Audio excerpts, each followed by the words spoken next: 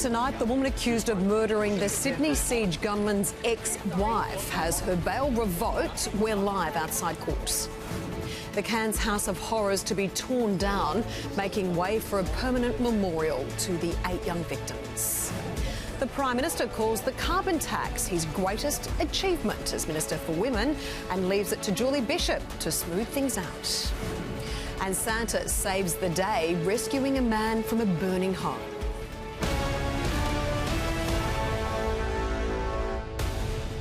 This is 10 Eyewitness News with Natarsha Bellick.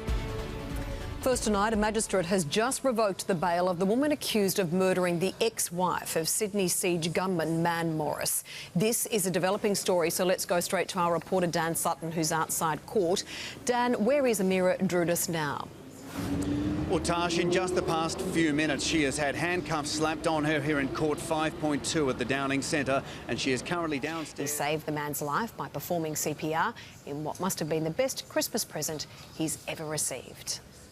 Still to come tonight, a Melbourne man fighting for life after jumping from a moving taxi. Also, the sun sets on solariums as a nationwide ban is phased in.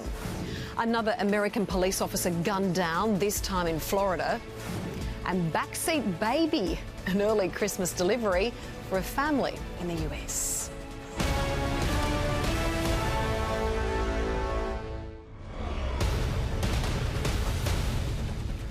A 29-year-old woman is recovering in hospital after she was bashed and sexually assaulted during a home invasion on the Gold Coast. Police say they were forced to taser her attacker after he led officers on a wild chase. Matthew Howard has more. Returning from an afternoon jog around her quiet neighbourhood, this 29-year-old woman could never have known the evil that awaited her. Businesses caught breaking the ban face fines of up to $44,000. Melinda Nusafora, 10 Eyewitness News. Joining us now for an update on all the latest weather details is Amanda Duval. And Amanda, severe thunderstorms across New South Wales. Good evening, Tash. That's certainly right. In fact, in Canberra, we've had two house fires starting from lightning strikes from these storms. East of Canberra in Braidwood, 62 millimetres rain fell in just 30 minutes. Now, that is absolutely torrential. You can see quite clearly on the satellite image a lot of cloud blanketing New South Wales at the moment, getting into Victoria, Tasmania, and even South Australia, right up through northern parts of Australia. So it's been very active in our skies. This trough is also drawing a lot of heat across parts of the NT, Queensland and also for New South Wales. Cooler winds, though, are stretching across South Australia as that trough has been moving eastward. You can certainly see that reflected in Adelaide's temperatures. Today we got to just 26 degrees after getting to 36 yesterday. Now, all this heat and these storms will be moving further east over the coming days, so I'll have all those details later in the bulletin, Tash. Look forward to it. Thank you, Amanda. Up next, 2 Perth brothers escape prison in Bali. Also, a speedy Christmas delivery for a US family.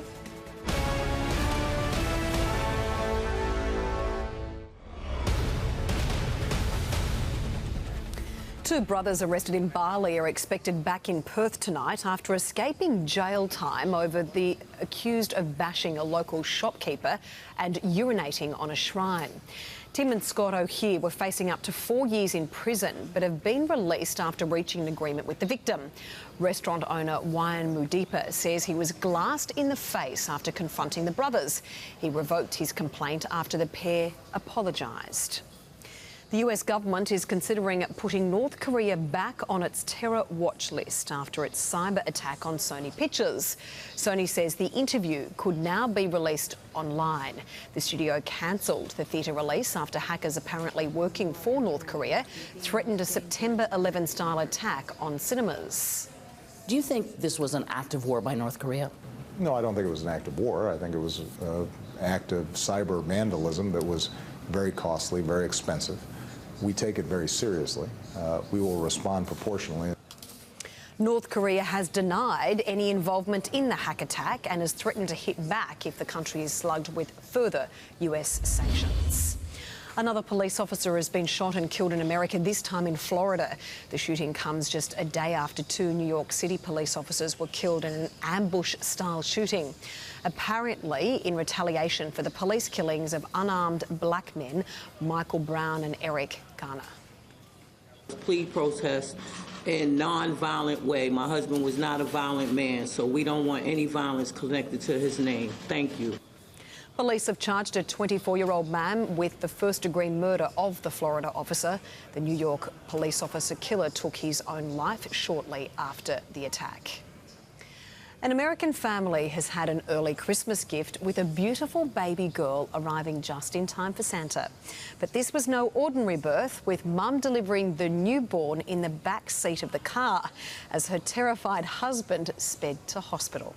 Samantha Beach has the details. Ariel Rosa Thurman just couldn't wait to come into the world. This was just a water broke and she's healthy. And so is my wife. She's good. So it all worked out. Mum and baby are expected to make it home for Christmas. Samantha Beach, 10 Eyewitness News. Still to come tonight, an update of tonight's top stories. Also, a family left with no answers into the death of their mother after almost 5 years. Plus, the young Victorian family in need of some love this Christmas. And the Australian share market closed more than 100 points higher tonight. The Australian dollar is buying 81 US cents and 52 pence, and a barrel of oil is worth 58 US dollars.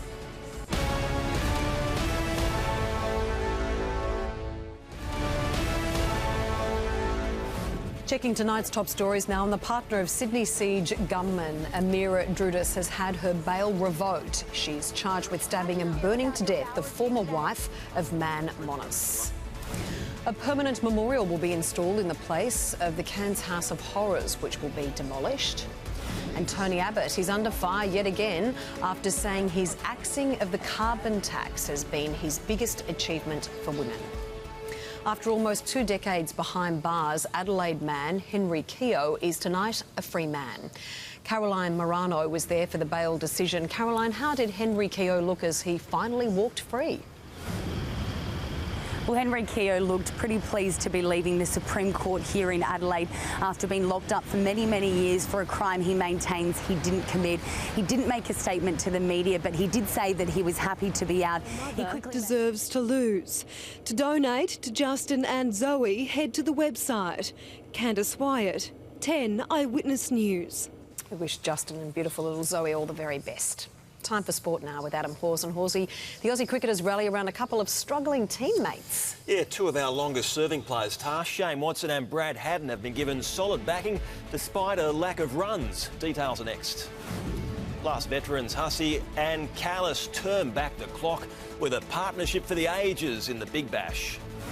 The calm before the storm, a bumpy ride predicted for the start of the Sydney to Hobart. And from patient to patched-up hero, the Liverpool star who put aside a giant headache to rescue his team.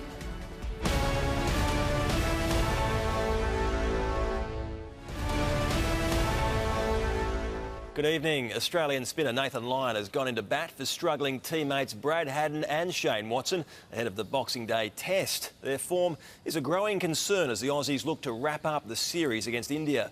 Duncan Mackenzie-McCarg has more. Nathan Lyon has had plenty to smile about this summer, but 2 of his teammates are under the pump.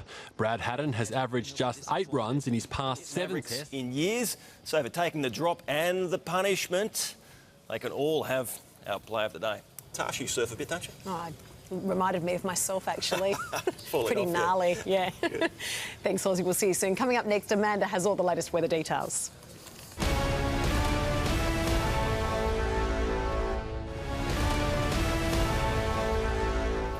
Good evening. We're just a few sleeps away from Christmas Day, so let's have a little sneak peek as to what's happening weather-wise. For the time being, though, we'll take a look at the satellite image, and you can see a large area of cloud over southeastern parts of Australia, and we've also got quite a bit of cloud across northern parts of Australia. In fact, for the north, we've had the onset of the wet season starting quite early this time round. Now, as you can see, all this cloud across the southeast, it is quite thick. That is going to be pretty much the picture over the next few days to come. It's being caused by... While for Perth, we have got the best summer weather on the forecast at the moment. Temperatures sitting in the low 30s with plenty of sunshine to hit the beach. Thanks, Tash. Amanda, thank you. And that's 10 Eyewitness News for tonight. I'm Natarsha Velling. Thanks for your company. Grant Denyer is coming up next with Family Feud. See you tomorrow night. Good night.